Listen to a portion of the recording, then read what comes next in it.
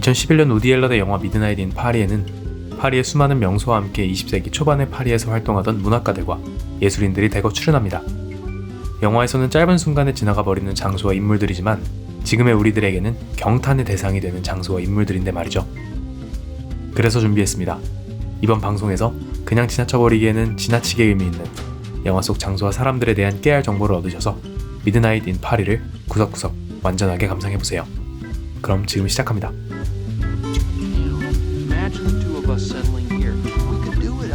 영화의 첫 장면에 길과 이네즈는 수련 연못이 떠있는 다리 위에서 대화를 하며 등장합니다. 이 그림같이 아름다운 장소는 세계적인 화가 클로드 모네의 정원입니다. 모네가 사랑하던 그의 집에서 여러분은 모네의 가장 상징적인 그림의 소재였던 일본 다리, 수련, 수양버들을 보실 수 있습니다. 다음은 인물에 대한 정보입니다.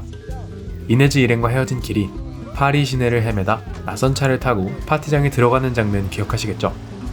사람들의 복장이 21세기와는 한참 동떨어져 보이는 기이한 파티장에서 길의 귓가에 들려오는 피아노 연주와 노랫소리.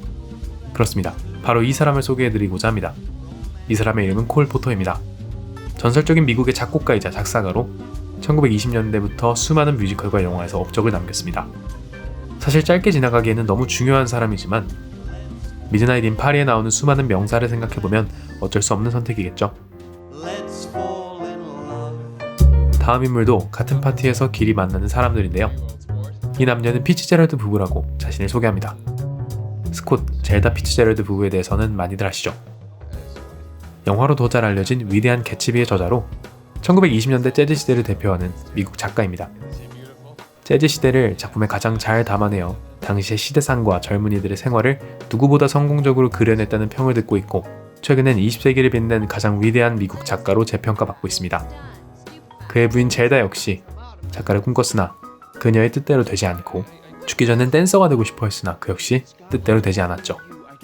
스콧이 죽고 몇 년 후 정신병원에서 치료를 받던 중 화재로 사망하는 불운한 삶을 살았습니다.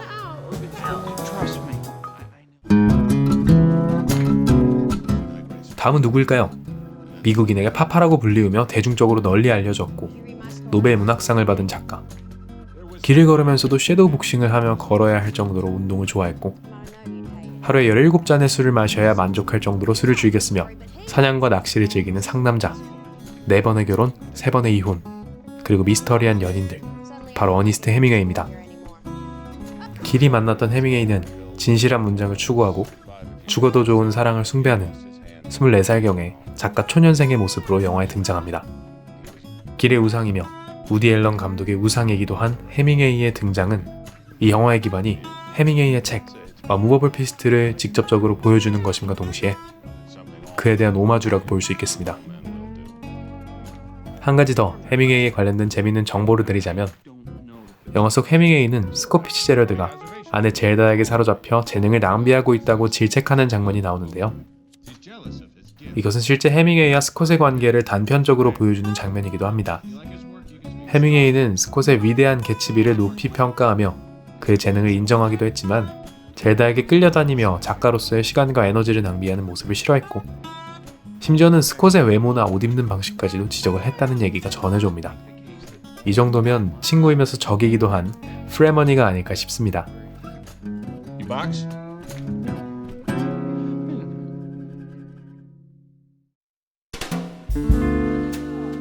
영화 속 해밍웨이와 길이 향한 곳은 누구의 집일까요?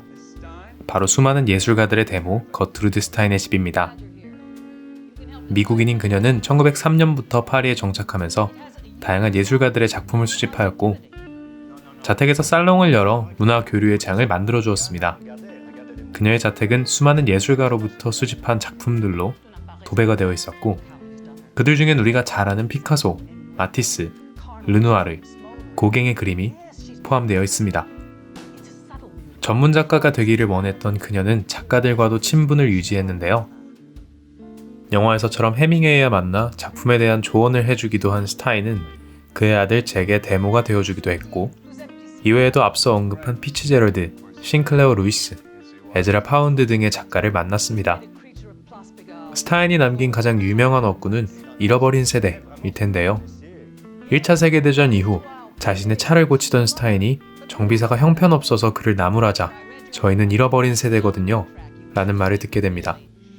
이 말을 들은 스타인은 해밍웨이를 비롯한 작가들, 특히 세계대전을 겪고 허무함에 절망하는 젊은 작가들을 가리키는 뜻으로 이 말을 쓰게 되었습니다.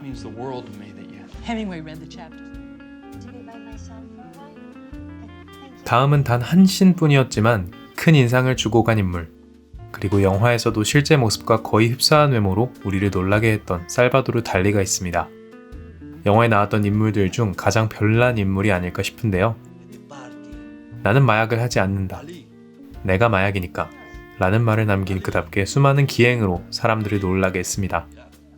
5살 때는 썩은 박쥐를 입에 집어넣고 중력을 체험하기 위해 높은 건물에서 떨어지려고 시도하거나 개미핥기 2마리를 개처럼 목줄을 하고 거리를 걷기도 했습니다.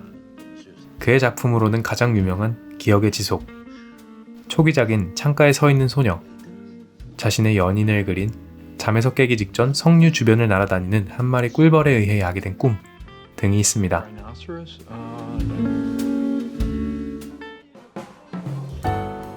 현재보다 찬란한 과거의 영광을 향한 향수는 동서고금을 막론하고 어디든 있어왔죠.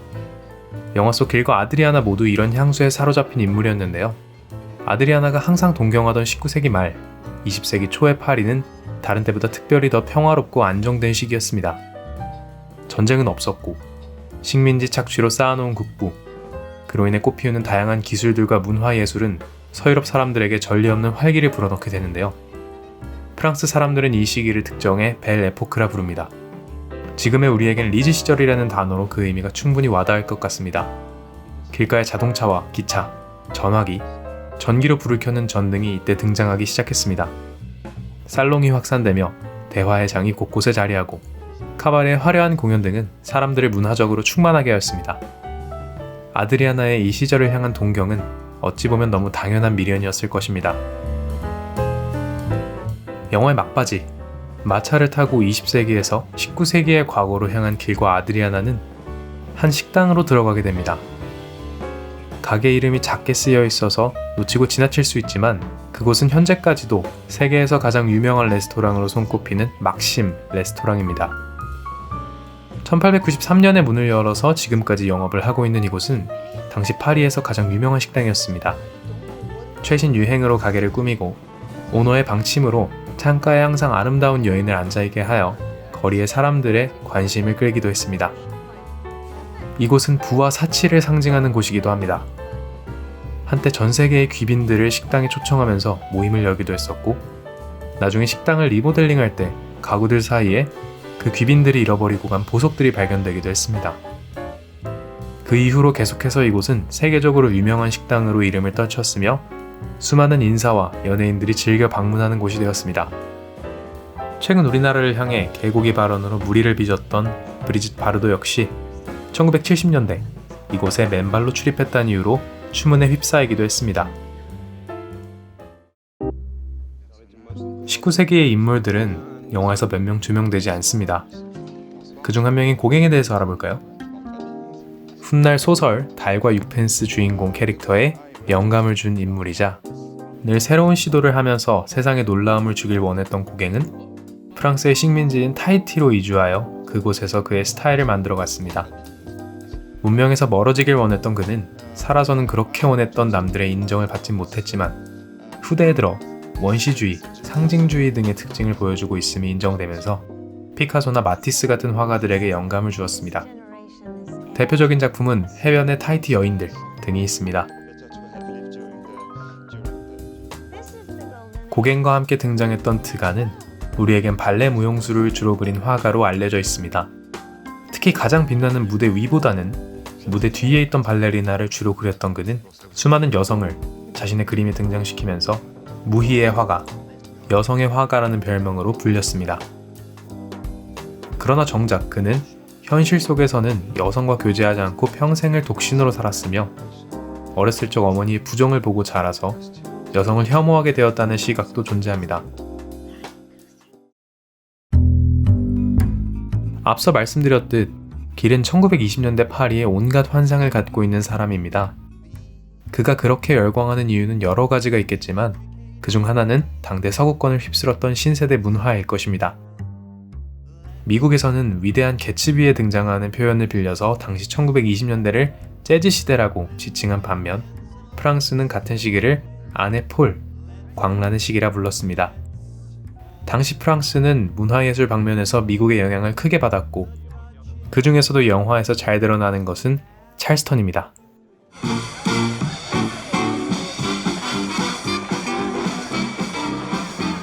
미국 사우스캐롤라이나주의 항구 도시 찰스턴에서 이름을 그대로 빌려온 1923년의 더 찰스턴이라는 음악은 발매되자마자 미국은 물론 재즈를 즐기는 유럽에서도 폭발적인 인기를 끌며 재즈 역사의 한 획을 긋는 장르로 발전했습니다. 초기 재즈에서 벗어나서 춤추기 좋은 스윙 재즈로의 발전을 이끄는 그 장르가 바로 이 찰스턴이며 팔다리를 모두 흔들며 추는 찰스턴 댄스 또한 인기를 끌었습니다. 그런데 찰스턴을 추는 사람들의 복장을 자세히 볼까요? 파티장에서 술과 음악을 즐기는 이들은 특별한 옷과 스타일, 그리고 이전 세대와는 다른 시대 정신을 가지고 1920년대를 살아갔습니다. 지금의 우리는 그들을 플래퍼라고 부릅니다. 플래퍼라는 단어 자체는 새나 나비가 날개짓한다는 플랩에서 유래한 것으로 보이지만 어린 소녀 혹은 창녀를 칭하는 속어에서 파생되었다는 설도 존재합니다. 플래퍼의 패션은 짧은 머리와 챙이 짧은 모자 혹은 반짝이는 머리띠, 그리고 다리를 드러내는 치마로 대표됩니다. 이들은 부유한 삶을 살며 이전까지 하지 못했던 자동차 운전이나 흡연을 하거나 공석에서 성에 관련한 대화를 거리낌 없이 해냈습니다. 이들의 여성 해방적인 움직임은 이후 페미니즘 운동으로 이어져서 투표권을 비롯한 많은 권리들을 여성에게 안겨주었지만 당장 플래퍼들과 그들의 파란만장한 시대는 1929년 대공황을 이후로 자취를 감췄습니다. 여기까지 영화 미드나잇 인 파리에 등장하는 인물, 장소, 그리고 문화를 알아보았는데요. 이미 너무나 익숙한 영화지만 소개해드린 정보와 함께 한다면 영화의 분위기에 더욱 깊이 빠져들 것입니다. 쌀쌀해지기 시작한 요즘, 낭만과 함께하는 영화 한 편 어떠신가요?